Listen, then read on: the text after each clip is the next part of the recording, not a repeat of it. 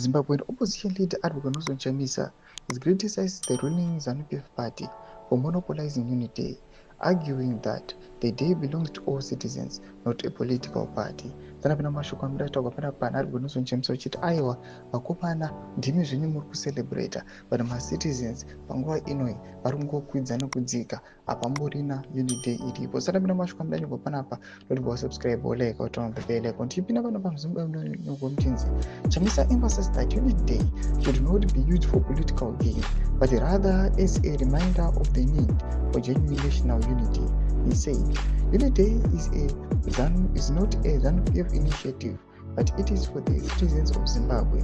Reflecting on the day's significance at the weekend, Chamisa stated, Unity Day reminds us all of the elusive promise of a united and prosperous Zimbabwe, a promise that has been broken by bad governance, toxicity, inequality, mistrust, and injustice.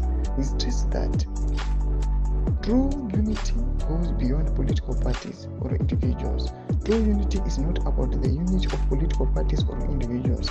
It must be the unity of all citizens, founded on shared values and mutual ideals, built on love, peace, and shared prosperity, Chamisa added.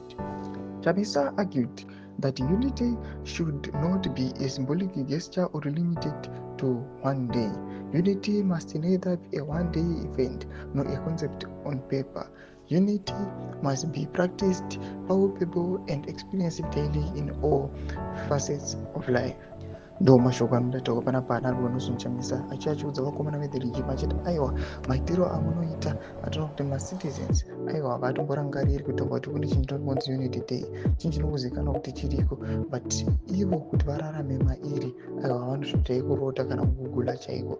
Tize mafungiro enyu matikudei pamusoro pechiitiko ichi. Pinda comment section yedu kana kuti mafungiro enyu, subscribe or like, turn on the bell icon.